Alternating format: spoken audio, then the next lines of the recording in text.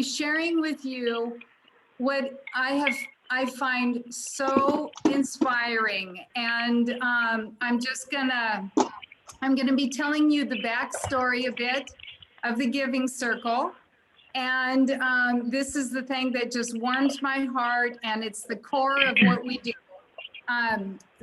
So Devin's got control here. All righty. So what we'll do is we'll have everybody mute for a little while, and then we'll come back in and we'll do questions and answers. And if you have any thing along the way, just put it into the chat room or raise your hand, and we'll make this interactive. But I'm first going to just run through some stories, and we'll go from there. So most of you guys know me. Those who don't, I'm Priscilla Plummer, Paige Hassan's sister, and I'm and the younger one. Anyway, I am the founder of the Global Sojourns Giving Circle. And some of those who are on the phone or on the Zoom today actually are also part founders. They've been supporters from the beginning. And I'm tremendously grateful that this group of people saw the vision and came on the ride. And I couldn't be more excited about telling where we are today and being able to tell the story of the impact and the rippling out of this work. And it is tremendous. So we're gonna get right into it. And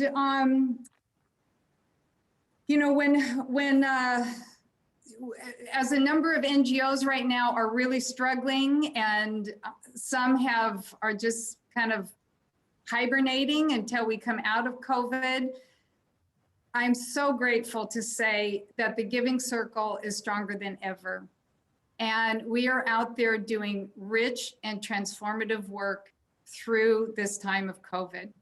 And this, so this opening slide is, you know, what we do. It's we empower girls and strengthen communities. And our focus area has been Southern Africa. And these pictures really do show what it is we do. And you can see, this is one of our gals at school, and the pass rate is very low. But here with the mentorship that the model that we've got going, and these amazing mentors we work with, and in there in the middle, as you can see, believing in these girls, believing in their communities, wanting to see change. And here we have Evelyn on the right there, who just graduated some months ago with a degree in teaching. First in her family, first in her neighborhood to do that. And she's had mentor Gloria along her side, cheering her on, and it's really tremendous. Okay, Cindy, do you want to unmute? Oh, no, I was just giving her a hand. Okay, yeah, cheer, that's that one, yeah. So, okay, Devin, on the next slide, you know, we know COVID has been a tough time for everybody. We've all been hard hit. Economically, fears, anxiety, the confusion, separation, it's been exhausting. And it's been across the board for all of us. So what I wanted to do is just say a couple of things about Africa and how it's the impact here. And on the next slide, you'll see that one of the differences is that we don't have any safety nets, you know, that we know of in Europe or in North America. So what's happened in a lot of places is that families have dispersed. Maybe they were living in a town or city, and with loss of jobs, they've gone back to their home areas where they're growing food and just trying to survive. And stresses have caused a significant increase in abuse for girls, you know, the impact on girls and teenage pregnancy, or as I think Agness might called it, the Corona season, and early marriages and girls dropping off the education track, you know, and that had been so hard won. And so anyway, they don't have the option of online learning here, or very few would, and none of our girls do. And so all of this is diminishing their hope for getting out of poverty. But what I'm so inspired to share with you today is that the work of the mentors who've been out there through this time and have really been pillars for their communities and for the girls. And you can see it's just exploding. We are there are more and more of these amazing individuals.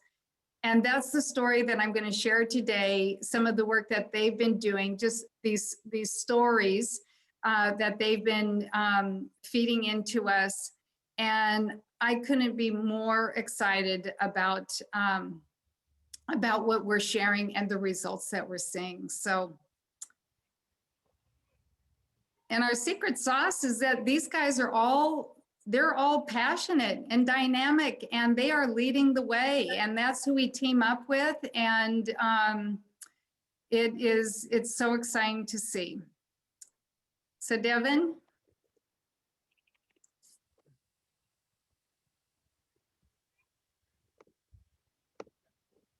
One thing I wanted to do is just give you a little reminder of what's unique about the Giving Circle. And you're going to hear it through the voices of a few of the mentors. I love working with the Giving Circle because I love the freedom that they give you. It's not like other organizations where you have this, do that, do this, do that. They give you the space to think. You're given. Oops.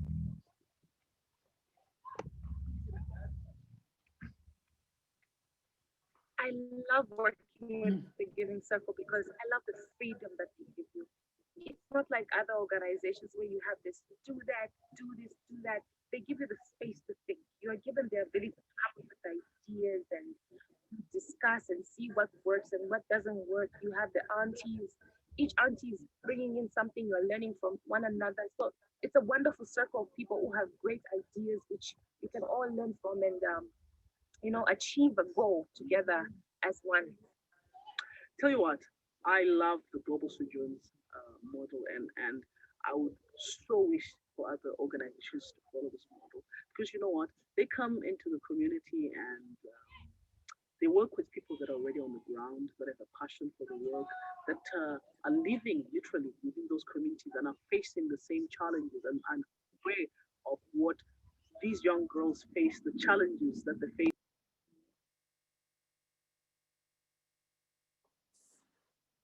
So we just lost the sound there, Devin, but I think we'll leave it at that. I think you get the idea.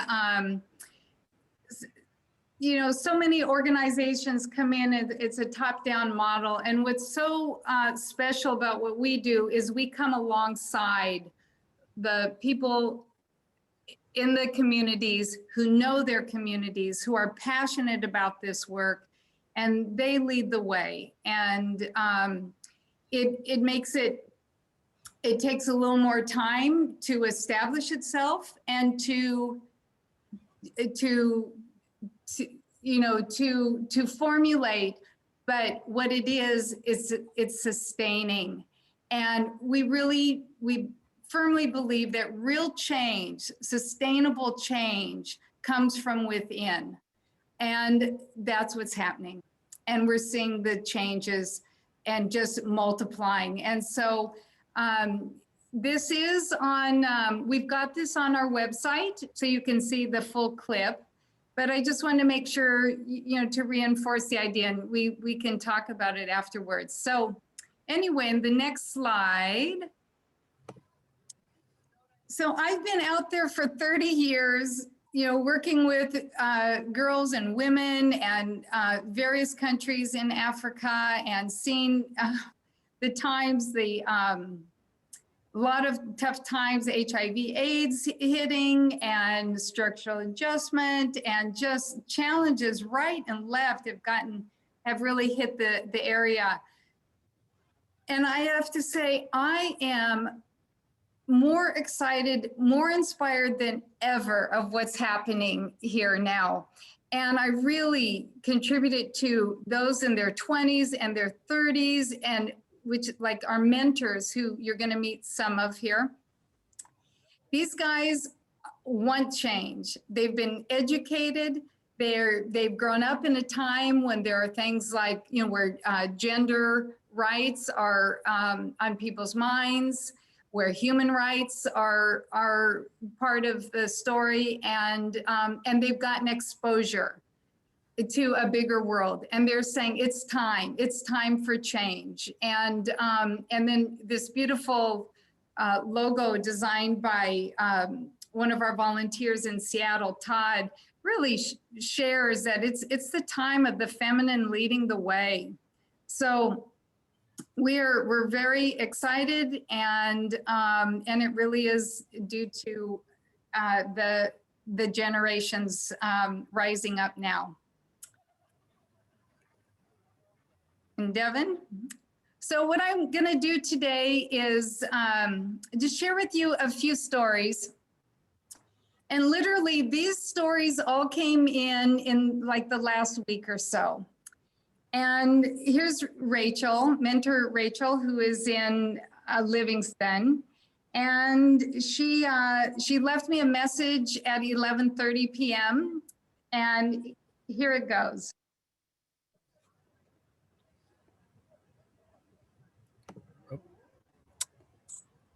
Oops.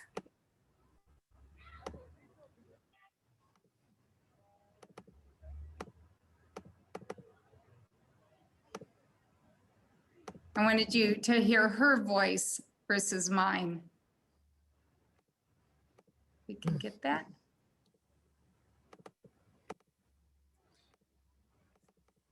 Devin, if there's an issue there, I can share my screen.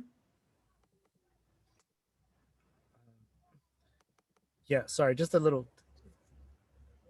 technical. Is it working on your side, Priscilla? You have to put it in the other mode. Hmm.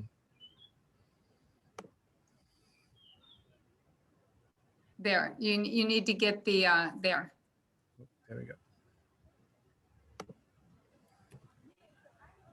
There it is.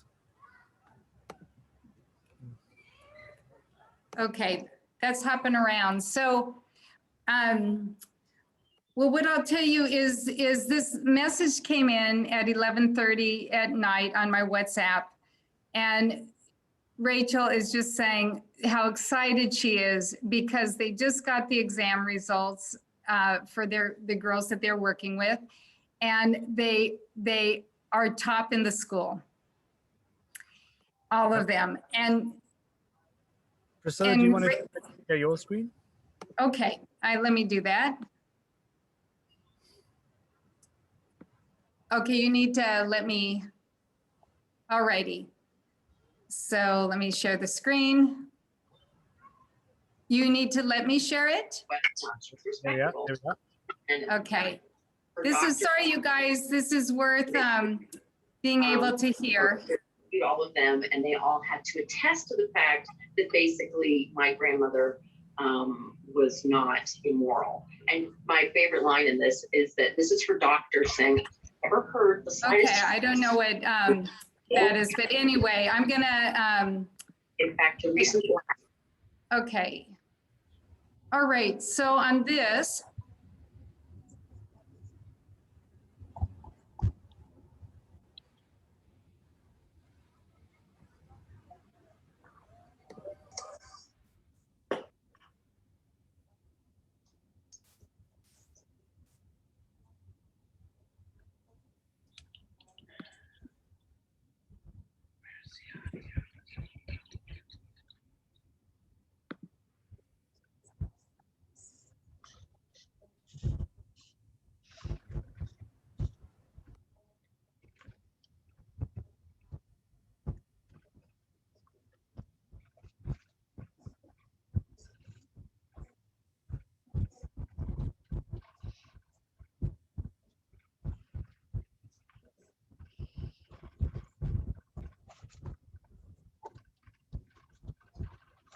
I'm not hearing anything. I don't know if anybody else is.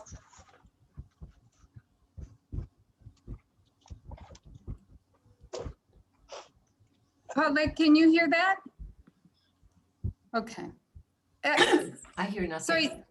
Oh, you didn't hear anything. Okay, you guys, I'm sorry about that. So what we'll do, but you can see the screen, right, with Rachel and the test scores? Yes. Okay, anyway, so Rachel went on to say just how excited she was about this, how much it meant to her. And she said, we work so hard and we don't know what difference we're making sometimes. And then she said how meaningful it had been. Now, she now knows what it is to be a mentor and how full her heart was from seeing these results. And then she got lots of WhatsApps and messages from the girls just thanking her. And the girl, the other thing we were going to play here was the girl speaking to Rachel and just thanking her, saying she couldn't have done it without her. And so it's we want you to see that it makes a difference. All of these girls were top of class, and they've all reached out to thank their mentor for making that happen. So that was one story. And then we got a message a couple days later. Some of you have met Mercy and Procedure. They run a club in Vic Falls, and they work out of a school that is, so their safe space is in a classroom with no windows and the noises from all around. And I know it's been a little dream of theirs to have their own place. And so with COVID and school not taking place, they were like, what do we do? What do we do? And what's so great is they solved their own problem. And they sent me this little video. I don't know if I'm gonna, okay, I don't know how to make it play, but they said it's a sneak preview. And when you see this video, the girls are clapping and just joyous as can be. And they were able to secure a place for the girls to come together and meet. They created their own banners. They're continuing on with decorating it, but it's their own, and they're all participating in what this space looks like. So then what we do each month is that each mentor will, or each club, group will share what they're doing for the month. And this is part of what we call our mentor network. So the mentors are talking to sharing with one another, they're learning and getting ideas from one another. And this is one of our newest clubs that's down in Dete, which is just on the border of Huengue National Park. And what they said, week 1, we are going to have a book review and parents meet up. The kids will do presentation in the presence of their parents, a time to make their parents proud. Week 2, we're going to have a digital skills training. And, COVID has really shown them the importance of digital skills. And then they're hoping to equip their girls with those skills. And with then school opening up, and it's been closed for 10 months, they're going to, on the 4th week, they're going to help them adjust to school opening up again, both on the physical and the mental preparation to get back to school. And then the next week, they're going to have a career guidance day where professionals will talk and advise the girls on different careers. And so on. So each group sends these in every month, and they've been throughout COVID, they've been pivoting and having to get creative and come up with how they're going to work within the situation. And this group, what they did when Zimbabwe's been in lockdown quite a while, they've just gotten out of it, but they knew the girls' mental health was so important, and they then went to the police and got an okay to meet in groups of 7. And so they started meeting. And anyway, that's from Tikobani. And then we got this other message a couple days later, what Sfei and Shirai are doing out in the rural area, and what a story they have had. They were living in Victoria Falls town and have such a passion for this work and are seeing such a need out in the rural area that they moved their family, their 3 children and themselves out to the rural area and started their clubs. And they started with 1, and then they had 2, and then they had 3, and now they have a boys club, you know, the boys clubs for empowering girls. And now what they sent in is that they were training new mentors because they're adding on new clubs. So our, you know, it's a, we're reproducing. And here's Faye's comment. So when choosing mentors, we are left with no option but to select one who values the practice of responsibility and volunteering and has a good background, experience, and time to assist in the pursuit of our goals. So it just gives you a little idea of what's going on out there. And then probably the next day, we got this from Pastrita. Again, outstanding pass rates. And it's good news, good news. All 5 ISEPE girls who wrote grade 9 exam made it to grade 10. Again, that's exceptional. Said, I'm so excited. And they've decided to continue their senior level of education at the same school in order to continue on with the club. The number of girls that is passing is increasing every year. And with the COVID disturbances, they still made it. I am so, so happy, as are we. Priscilla, just Yeah. a note that we have fixed a technical issue and can play the voice note from a few slides back. Okay, I think we're good here. We can ask if people want to hear that. We're almost done through this, and then we'll open it up and see what people want to do. And so some of you saw in our recent newsletter, this is Nika and Prosper, who run the Sisonke Boys Clubs for girl empowerment. And he reached out a while back and said, you know what? We've had our best year yet.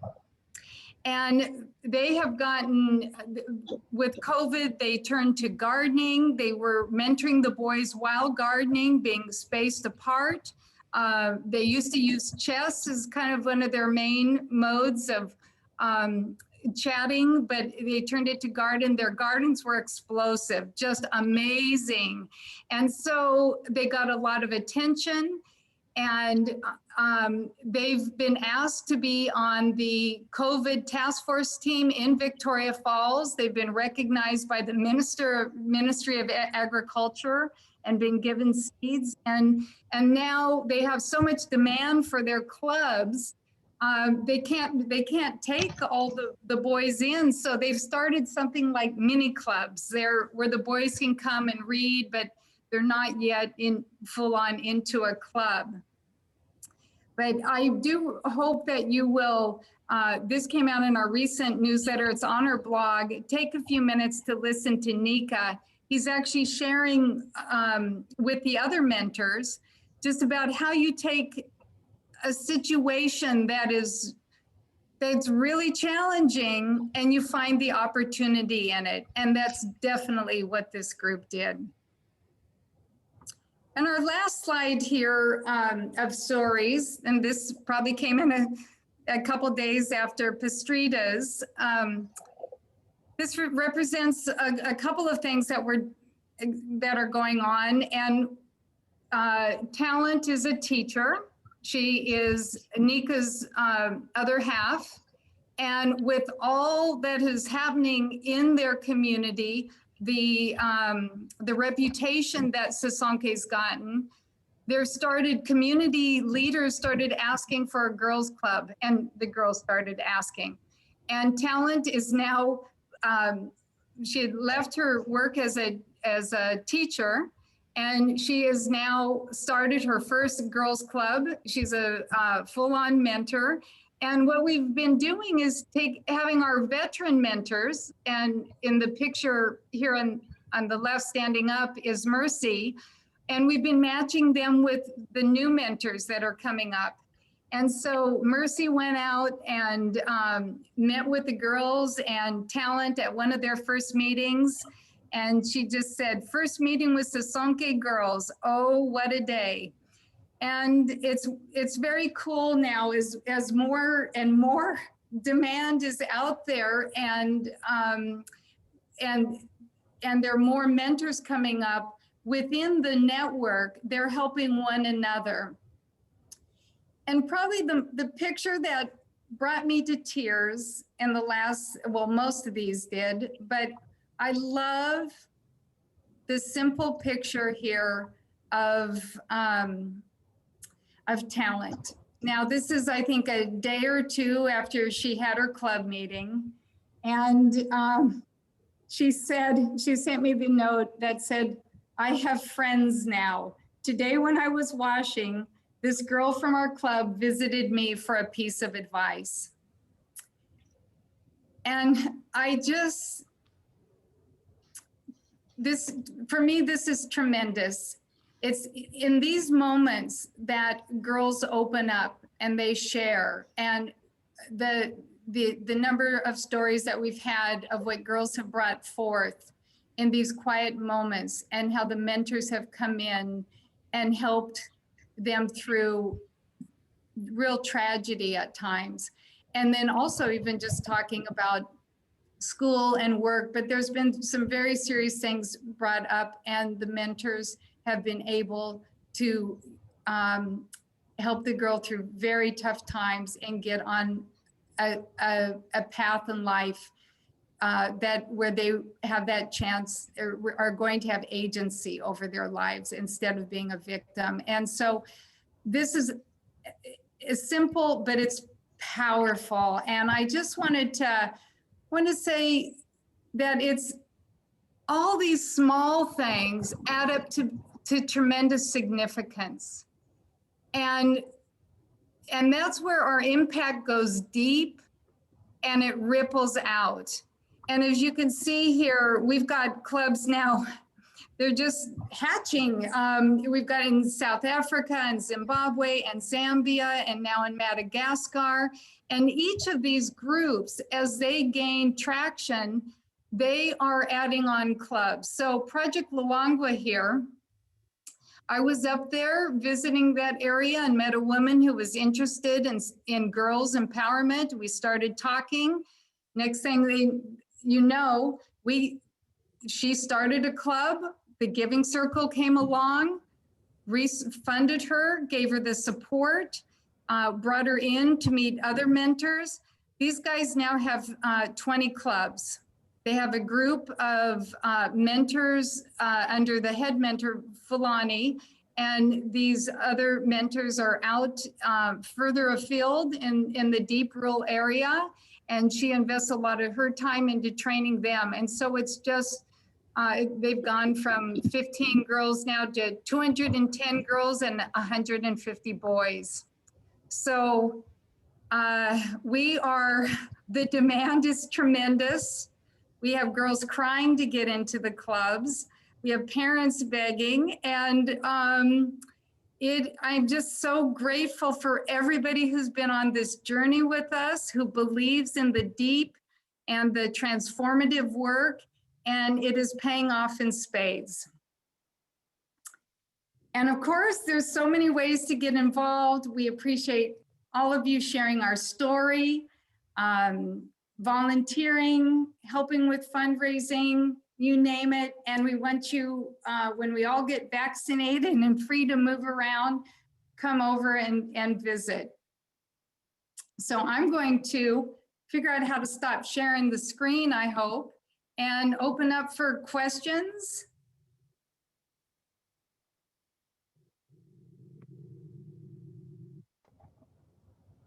There, sorry about those technical difficulties, you guys, but I hope you you got the gist of this. So I have a question Yeah. or comment and stuff. yes, Okay.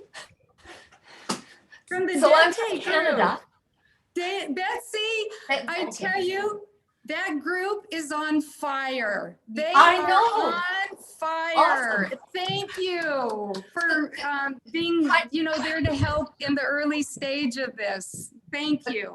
A very, very tiny bit of backstory. I met Priscilla on an airplane. Actually, as we were onboarding, I'm saying, "What's that noise?" And she says, "That's Victoria Falls." She was sitting across from me. And so we started chatting as we were getting off the plane. And I'd been in South Africa on a singing tour. Singing, she said, with women. This. So we talked till we got to customs. That was gone. She gave me her card. As it turns out, she was coming up to visit at Elephant Eye, which is where I was staying. And guess who was our guide? Doomy, who is now, he was working with these boys, and that's who she was coming to see. It was totally serendipitous, gotta say. So we were a group of 6, I think, that were there, and after visiting Dete and seeing what Doomy was doing and everything, we said, well, we want to send some money to him. And we talked with Priscilla, and we ended up giving a donation to Giving Circle because that could get the money there. Now we have, in the interim, been trying to send bits of money to him. We bought some chickens for him and help with various things. And so here's my question. They are really concerned about the girls and their education, and they need better access to Wi-Fi and one thing or another. And we wondered about collecting, like I've got 2 old iPhones that work very well, or they're not iPhones, but they're smartphones. And we wondered about sending those, and we're just, that's where we're at right now. Is it any use? Do you know? Can they use old electronics that are still good? Like I've been charging mine, they keep it charged, they access my Wi-Fi, they work. Yeah. Well, we've done all of that, Betsy, and I appreciate, I really appreciate the idea, because that is very, being connected and is extremely valuable. What we've found now is that we have carted over the phones. We've spent a lot of time fixing, a lot of times the battery's not there, or this or that, and getting them in. The best thing you can do is put money in the pot, and they can get one locally. They can. Get one, yes, you can get one locally. And the days of carting things over, the empowering thing to do is to help them get something new, something local, and that's the way to go. Yeah. So here's my next thing then. Okay. Oh, that's good. That's good information, because the next thing is any chance of the Giving Circle getting a what charitable status in Canada? I mean, I'm sure it's a lot, bigger donations if we could get charitable status. Most of us are pensioners, money is important, so or whatever. So is that a possibility at all? I don't know. We'd have to look into that. It's quite a process in the US, and I assume it is in Canada, but we'll certainly look into it. And maybe there's a way that a fiscal sponsor in Canada, we could work through that. So we'll talk. Yeah. Okay. Thanks.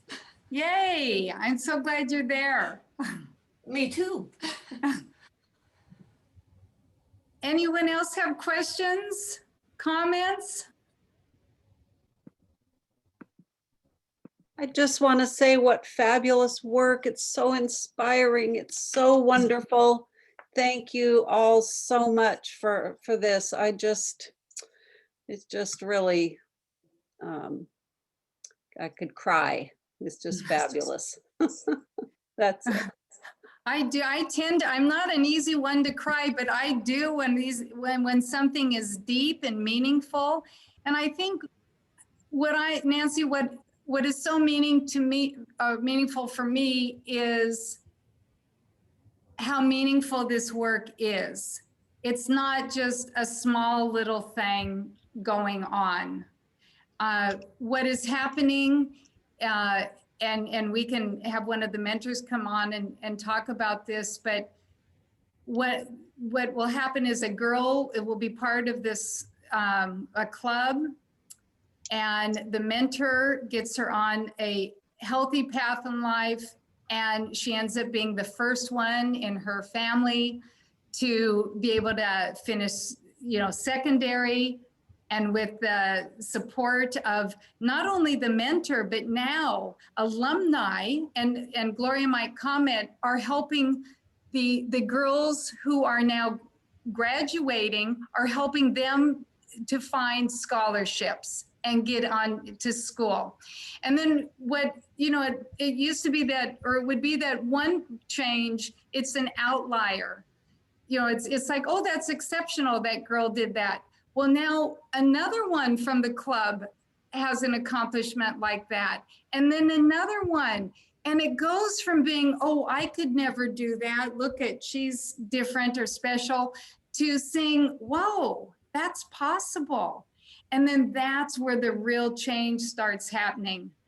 Well, that's what, yeah, I mean, I see just from previous meetings how you're growing, this ripple effect. It's huge. It's just, wow.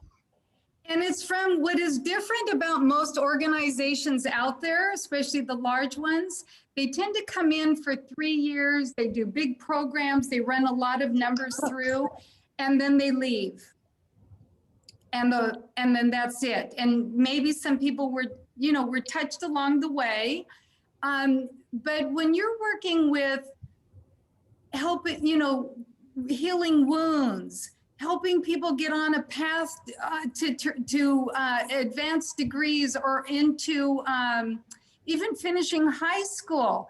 This is not, it's like raising a child. It doesn't happen formulaic and overnight. And I see it as like there's a path, and a lot of these kids are on a road of where their life is determined by somebody else, what's going to happen in their life, usually a man, and poverty. But what's happening with the intersection of being part of a club, they're able to gain agency in their lives. And even seeing the mentors, how they have grown. And I see Gloria, you're here. How is your connection? Are you up for getting on and saying a few words?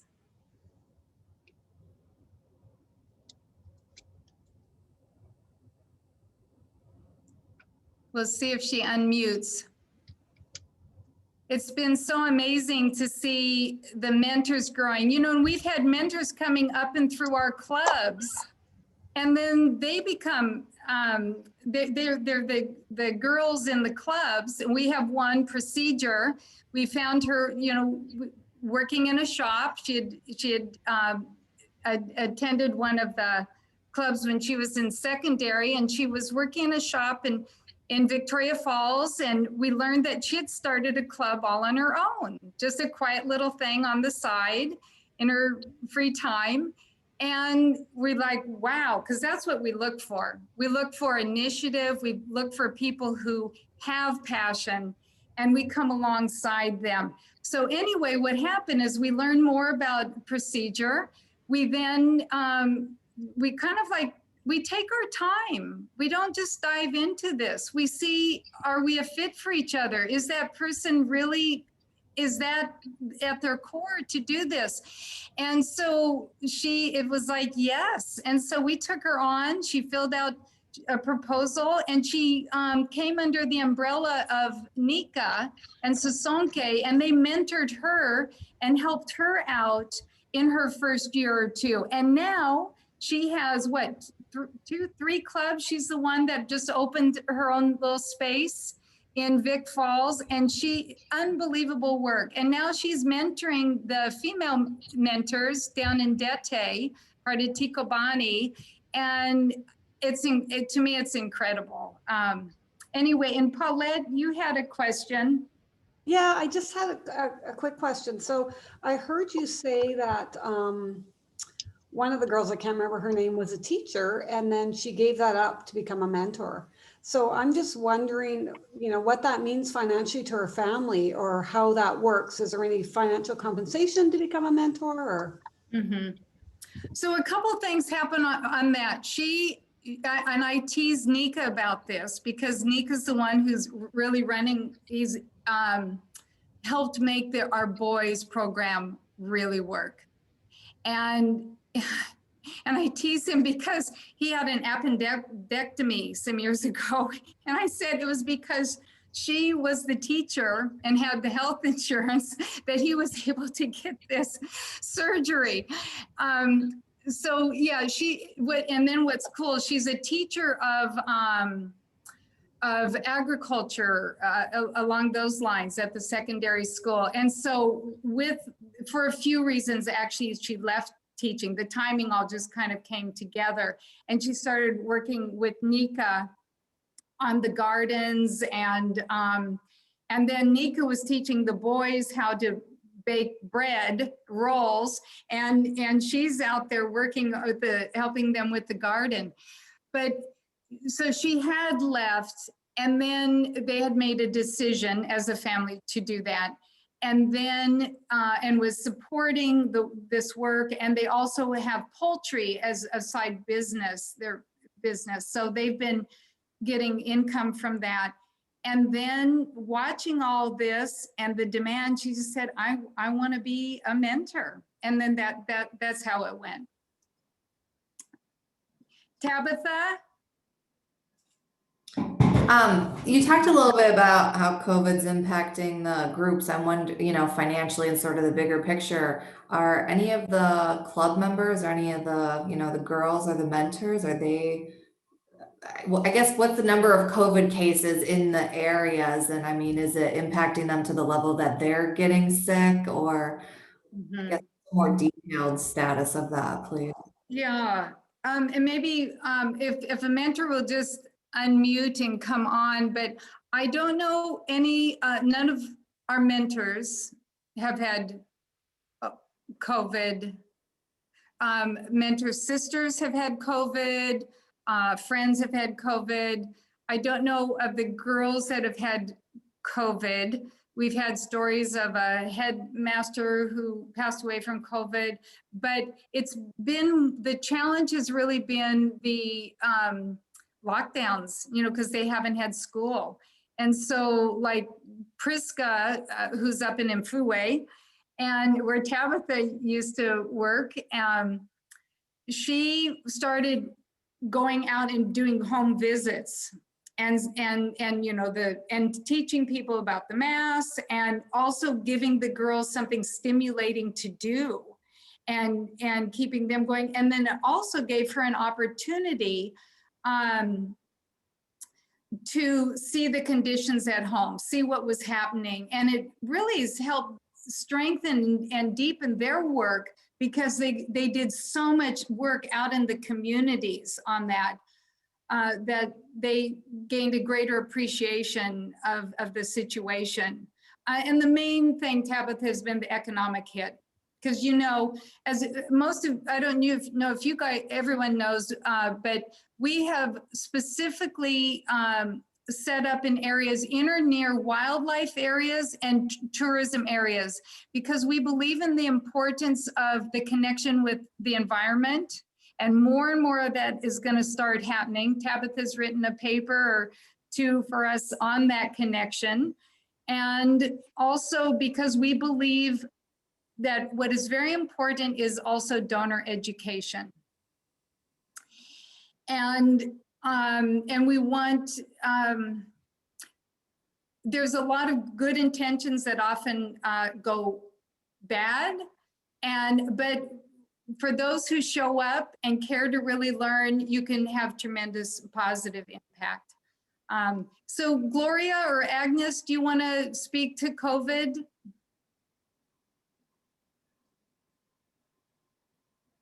See if anyone can unmute. And Gloria? Thank you very much, Priscilla. So amongst the mentors, I've not heard of anyone, but we have relatives who are affected with the COVID. Like I'm one of the victims. My cousin 2 weeks ago just informed me that she tested positive for COVID. So we are affected, but as mentors, I've not heard anyone yet. And we have close friends like neighbors who have died of the COVID, most especially in Livingstone. We have radio presenters, like the radio station which I always go to, the Radio Musutunya. There's a man who died of COVID. Is it a month ago? Then one of our mentors, Yaliwe Banda, although she's no longer a mentor anymore, the father also died of COVID. So a few people we have heard of them dying of COVID, but we're affected because most of our relatives, they're affected with the pandemic. And what's affecting us most in Livingstone is that Livingstone, in Zambia here, Livingstone, it's a tourist capital, meaning a lot of people who are working, they work under tourism.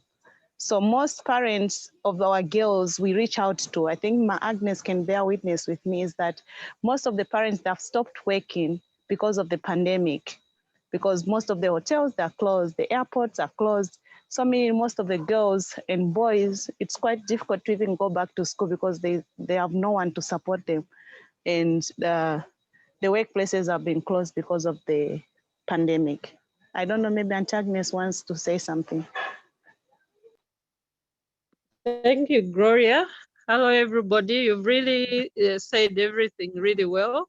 That's a true picture. The only little addition I can add is that some of our girls have gotten pregnant during this pandemic. Otherwise, none of them has had COVID, not even the boys. And yes, the situation is hard because of the tourism, and it's non-existent. So it's everything Gloria has said it. I shouldn't repeat. Thank you. Can I ask Agnes, for the girls that got pregnant, I mean, do the clubs offer any kind of support for those girls during this time?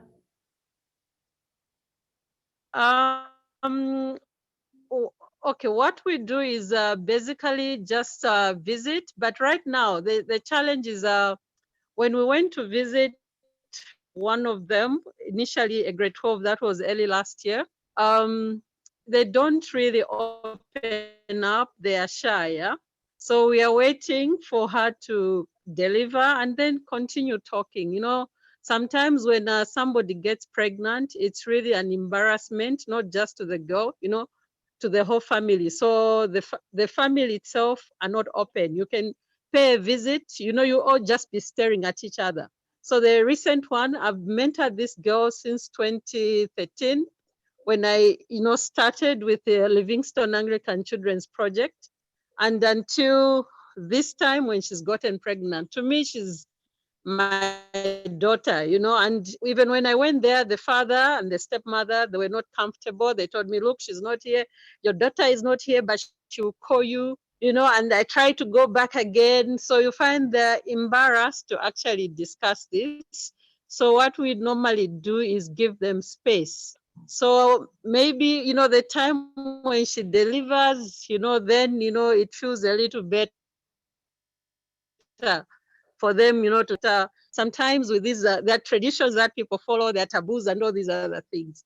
So when somebody's pregnant, they feel maybe it's not time to talk and all that. So the support that we give is keep a distance and listen. We are on standby, like when they call, we'll answer and help with what they need, but the way our clubs run is that when they reach grade 12, they're no longer our children, they go to another level. Now here's a child who is in grade 12 and gets pregnant. Automatically, she's not ours, but we are available to help in whichever way that they need. But like this other one, Georgina, who's gotten pregnant, she's supposed to be in grade 10. That's a difficult situation. She's literally hiding. So it's difficult for us to offer unless themselves come back to us. So that's what's happening. Thank you. Can I ask just one more follow-up? Is the girls that are pregnant, do they have any chance of finishing school, or do they drop out of school when they get pregnant? When they get pregnant, You go. Can I? Yes, they drop out of school, but the government rules are that once they deliver, they will come back to school. So it actually depends on the family if they would like that, because sometimes there are issues of who is going to look after the child after they've delivered. So, and Tabitha, what we've heard, this is the only pregnancy that I'm aware of. It's coincidental. You happen to be talking to Agness and she's the one going through this. But on our mentors network on WhatsApp, the messages are going back and forth fast. And there's been a lot of hearing of pregnancies, but we have been very blessed to have so few in our group. One thing that Gloria is doing, and what's happening now also, we're starting working with the alumni, because that year after they graduate, that hanging year, they're waiting for their exams, is a very, they're hanging, so Gloria works very closely with those alumni.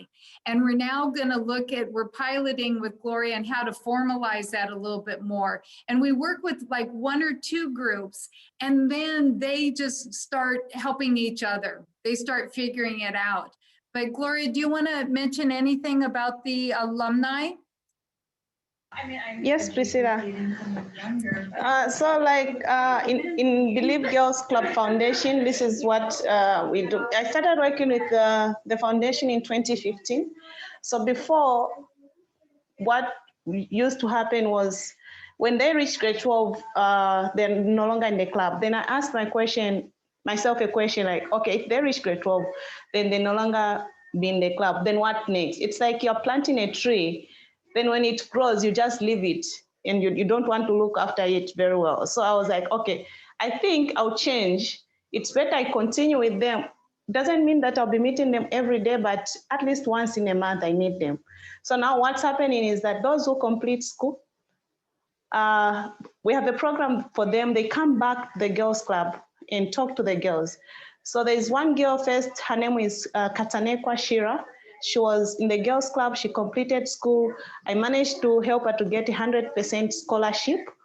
So from there, she went to university, and one girl by the name of Hannah, last year she was applying for scholarship, and she called me, Auntie Gloria, can you help me on the stages on how to apply for scholarship? So I was like, oh, there's a girl who is already at the university and she did all that. So I'm going to connect you to this girl who is going to help you. So Katanekwa helped Hannah, and Hannah got 100% scholarship. Then I saw that it was working out very well. So this is what is happening. Those girls who are at the university, they come back to the girls club and talk to the girls on the stages on how to apply for scholarship and what courses are there at the universities, what to expect when they go there. Then the other thing is that we have girls who are doing nursing, we have girls who are doing teaching, and we have girls who are doing medicine. So on topics like menstrual hygiene management, anything that has to do with health, I call the same girls. I call one girl who is doing health, who is in health, who is doing nursing, to come and talk to the girls. So she'll come and talk to the girls about menstrual hygiene management, about hygiene, about cervical cancer, about breast cancer, about HIV and AIDS, on how to take the medication, all those things. So the girls are able to understand more, because this is a lady who was once in the girls club. She has gone to the university and she has graduated, and she comes back to talk to the girls. So it's kind of motivating to the girls and encouraging to them, because she was one of them. And she's very open and free. So we have a program for the alumni, and there's another program which we are still putting our heads together with Priscilla, hopefully I'm sure it will work out well. But for the meantime, that is what is working well for Believe Girls Foundation. We use the same girls to come and talk to the girls. So for those girls who have completed school, the alumni, we call them the alumni, but in the girls club, we also call them the sisters keeper, because they have their young sisters in the girls club. So they are the sisters keeper. So they help out in other things that we want them to help out with, and they are proud to do that. Thank you so much, Priscilla. Hey, Gloria, while you have connection, we don't always get clear connection, and we're gonna go about 10 more minutes. since we got started a little late, but Gloria, do you mind just sharing a little bit about how you have grown with the Giving Circle and what it has meant to you to be to be a mentor? Okay, thank you, Priscilla. So the first time I started working with the Giving Circle, I was one of the shy person. And the first question I asked Priscilla was, Priscilla, am I going to manage this? And she said, something will work out. I feel the energy in you. And I believed in what she told me. And then Karine, who was by then working with the by then it was Girls Stand Up. She gave me quite a tough assignment to get about 10 girls, take them to the capital city of Zambia, which is Lusaka. It's about 7 hours driving from Livingstone for education career tour. And that was my first time. And it was quite difficult for me to do that. So we went there, it was my first time. We came back to Livingstone. I had another meeting with Priscilla. It was quite difficult.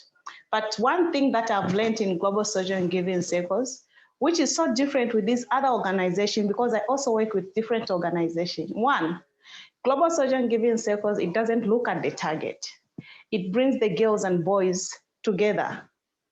There's a connection between the girls and the boys. There's a bond that we create between. I don't work with boys, but I think I've seen this with those who are working with boys, more especially with Nika and Agness. So with my girls, we bring them together. There's a bond which we create, a friendly environment for them, which I've not seen with other organizations. Other organizations, they'll look at the target. Oh, the donors, they're giving us this target, and this is what we are supposed to reach. So they don't care whether the input is valid or not. What they are looking at, it's the target. With Global Social and Giving Circles, I always say this. It's not about the target, but they are looking at it on the level of family, on the level of building each other. So without that love, care, support from within us, I wasn't going to be where I am today. Because these other organizations I've worked with, they are looking at the target. And when you go and do field work, you're just working because you want to reach the target with the donors they have given you. But with Global Social and Giving Circles, I always say that it's a family. They are looking at it at a family level. So when we are reaching out to our girls and boys, I look at them to be my sisters. I look at them to be my children. I look at them to be my close family members. So I don't want anything bad to happen to them. Instead, I bring them closer to me. And we create a certain bond with them such that you can't easily let go of them. So Global Social and Giving Circles, if you had to tell me to describe it in one word, it's a family with love, peace, and joy. And most of all, we work without stress because we're given an opportunity to do what we think it's right. All the clubs, we do different things. So at the end of the day, we are all special and different and unique in our own ways. But when we come together, because we're all special, different, and unique in our own ways, when we come together, we make a family which is called Global Social and Giving Circles. So Global Social and Giving Circles has made me grow to be where I am.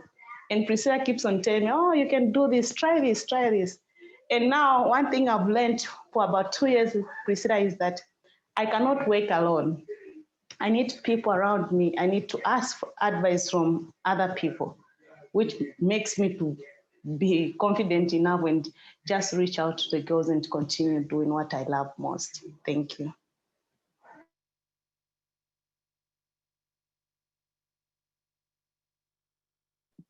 Thank you, Gloria. It's been amazing to see these mentors grow and you know, this is their passion. We come alongside, we help provide them resources, but they're there helping one another, learning from one another.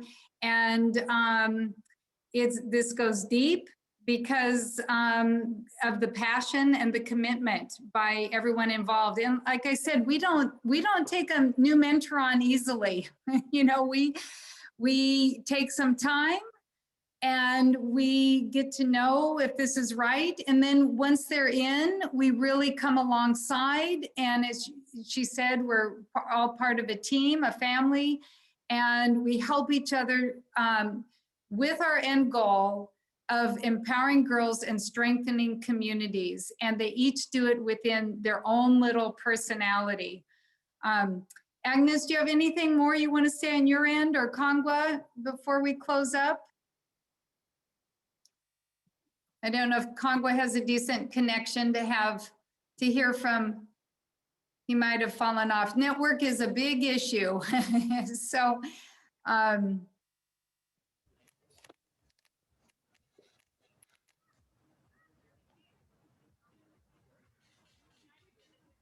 okay, we'll leave it at that. Any last questions on from anyone else in the group attending?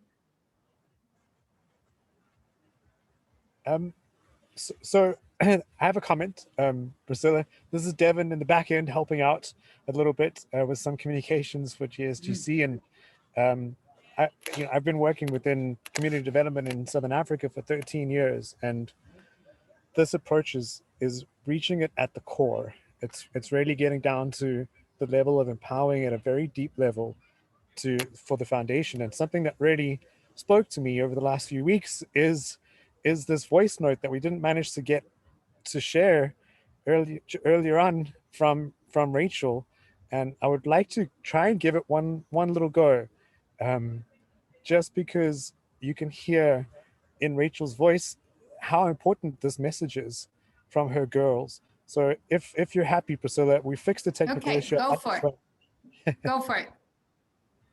Hey Priscilla, I'm so excited to tell you our girls passed with flying colors, like the ones at St. Mary's, like they have like the highest grades in school. And then we also have the ones from St. Peter's, they've passed very well. Like we've got girls who have university results. I am so excited. And then I had one of the girls like tell me how happy she was to be part of the club, and that it's because of me and Gloria that she is where she is.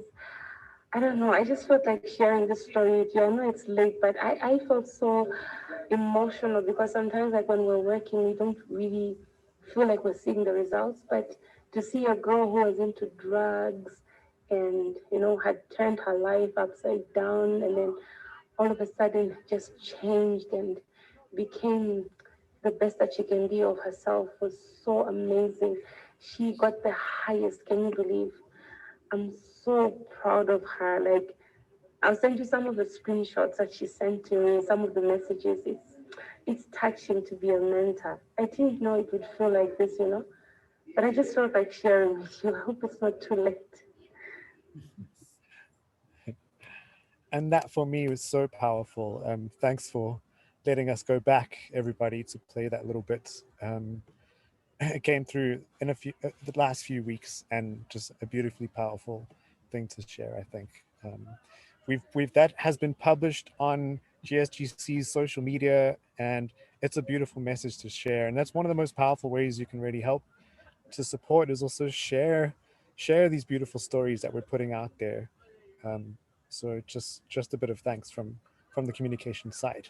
Thank you.